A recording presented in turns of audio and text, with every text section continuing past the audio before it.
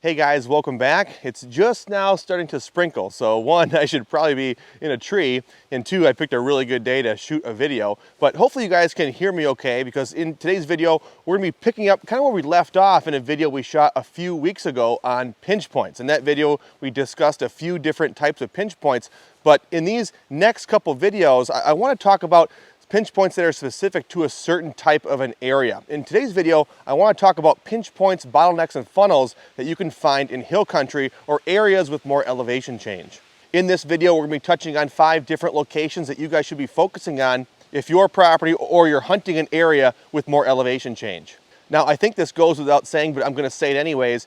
Anytime we choose a location for our stand, we want to make sure that there's a higher probability that the deer are going to move through that location or at least close to it. And that's why we really like to focus on pinch points or bottlenecks and funnels when we're choosing our stand locations. Pinch points, bottlenecks, funnels, these are basically just different ways of saying deer movement is going to be consolidated in these locations.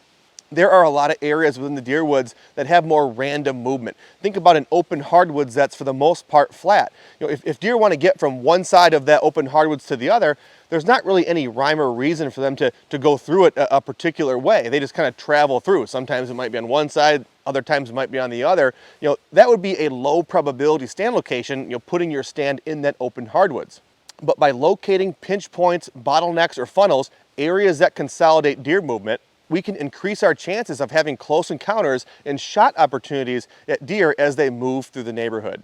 And again, in this video, we're going to touch on 5 different areas that consolidate deer movement in areas with more elevation change. And the first example that I want to touch on are benches. A bench is a relatively flat section along the hillside. If you're looking at a map and you have the contour lines pulled up, along the hillside, you're going to see those contour lines are a little tighter together.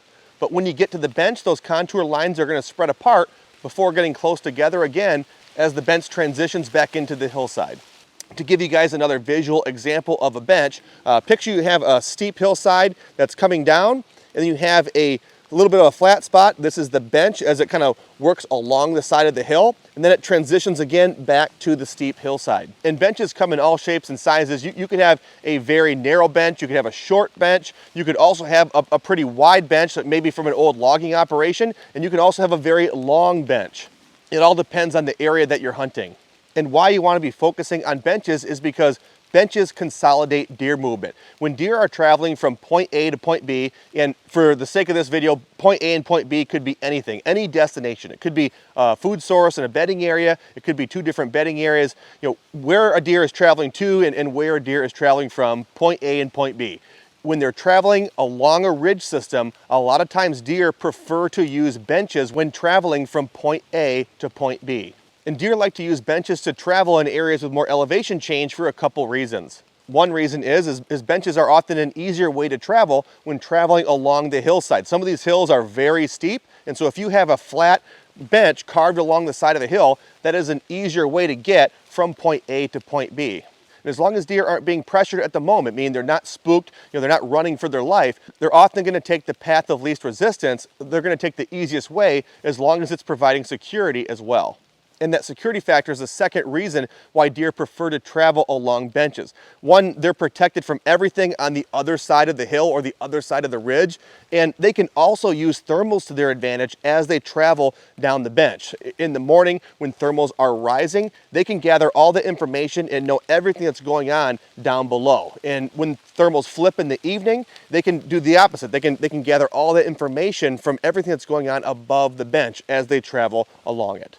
The second area that you guys should be looking at in areas with more elevation change when you're trying to find locations that consolidate or pinch down deer movement are saddles.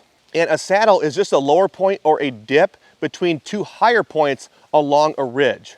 And again, if you're looking at a map and you have the contour lines pulled up, look for areas along that ridge system that have closed circles inside larger ones. This is going to indicate higher ground, and there's going to be several of these locations along that ridge system. And the area in between these higher points is the saddle. Another way to locate a saddle would be to turn on your 3D mapping and kind of tilt that map to the side to where you can find those 2 high points, and in the middle where you have that dip, that's the saddle. And they call it the saddle because it resembles the saddle that you'd put on the back of a horse.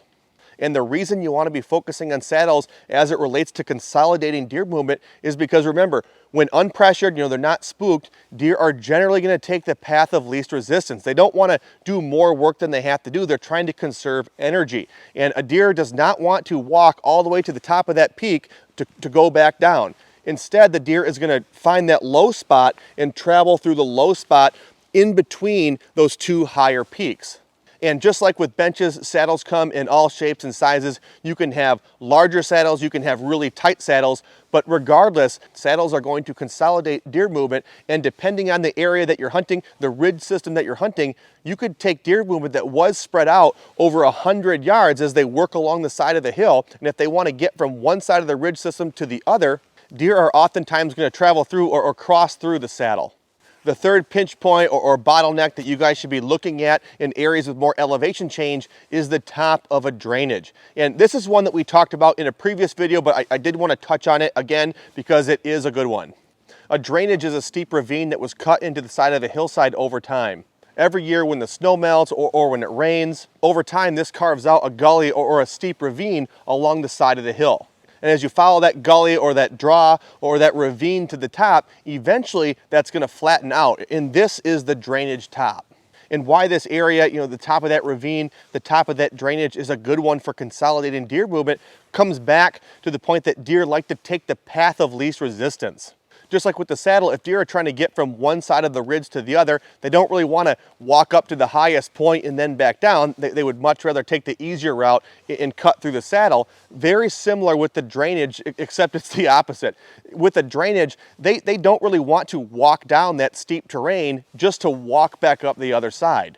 Instead, they would much rather travel along the side of the hillside, most likely along a bench. This is oftentimes going to lead them to the top of that ravine, the top of the drainage, to where they can kind of cut that corner and then work along the opposite side of the hill. And again, just like with the benches, just like with the saddles, these drainages, these ravines, these gullies, they can come in all different shapes and sizes too as they carve into the side of that hill. If you're trying to find one of these on a map, and again, you have the contour lines turned on, look for V-shaped or U-shaped lines that point up the hill. These are great indicators that there's a ravine, a valley, or a gully in that location.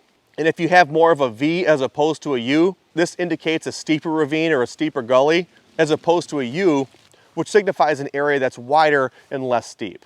Another indicator of these drainages that you should look for on maps is a thin blue line that's running right down the middle of the U or the middle of the V. The fourth location that I like to look for that consolidates deer movement in areas with more elevation change is the point at the end of a ridge. And hopefully this one is easier to find, as it really is just the point at the end of a ridge system, or maybe the point at the end of a finger ridge that extends off of the main ridge system. When trying to find this location on a map, again, look for those contour lines that make the shape of a V or a U, except this time they're going to be pointing down the hill, as this is where the ridge system ends and it slopes down to lower elevation. And why I like to focus on these ridge points, and more specifically the upper third, for my stand location, again, comes down to deer travel. As deer are traveling along the ridge and they want to get down to the bottom, or if they're down in the bottom, they want to get to the top, a lot of times they travel up these ridge points. Depending on the terrain that you're hunting, a lot of these hillsides can be pretty steep, and walking up the side of that hillside can be fairly difficult. But a lot of these ridge points taper down gradually, giving more relief and an easier walk to the top.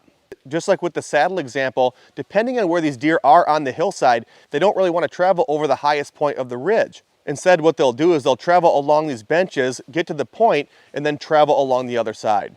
A lot of times you're going to have a couple different trails all consolidating at that point. You could have a bench from one side of the ridge system, a bench from the other side of the ridge system, and a trail leading from the bottom, all consolidating, all converging at the same location. So again, you can take deer movement that was spread out over hundreds of yards and consolidate that down into a much smaller area. And this one we're going to have to be kind of quick because I can see that there's more rain coming. But the last area that we're going to talk about in this video that you guys should be focusing on in areas with more elevation change is a thermal hub. The previous 4 examples that we touched on have been more focused on the upper elevation, but the thermal hub is the opposite.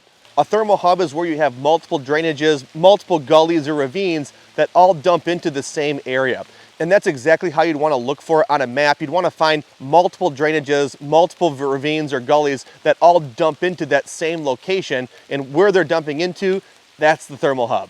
And the reason this area is a good one to focus on for whitetail movement comes down to thermals. And the very brief definition of thermals is in the morning and throughout the day, thermals rise, and in the evening, thermals drop. So throughout the day, the sun is out, everything is warm, the thermals are pulling air up. But as the sun goes down, things start to cool, the air is gonna flip and the air is gonna fall down. It's gonna follow those edges, it's gonna follow those gullies, those ravines, and all kind of pool at the bottom of that bowl. So what deer like to do, as bucks like to do, as the sun goes down, as everything cools and all the thermals kind of pool into that one spot, they can come down into that area and they can gather a lot of information from all the surrounding areas. Again, because a lot of that scent is dropping down and pooling in that one location. Now, because of that, this makes the thermal hub a very, very difficult place to hunt, but it is a great place for inventory. If you can find or set up a mock scrape in this area, this is one of those perennial scrapes that has the opportunity of getting most of the bucks in the neighborhood. But again, because most of these deer, most of these bucks are visiting this area in the evening as things cool down, most of your pictures are gonna be after shooting light. But having a scrape set up or having a camera in one of these locations in the thermal hub can still give you valuable intel on the local deer herd and the local bucks. But that's gonna do it for today's video, guys. We survived the rain, got a little wet, but not too bad. If you guys have any other areas that you guys love to hunt in areas with more elevation change that consolidate deer movement, I'd love to hear about it. Drop those in the comment section below, but we will see you guys in the next video.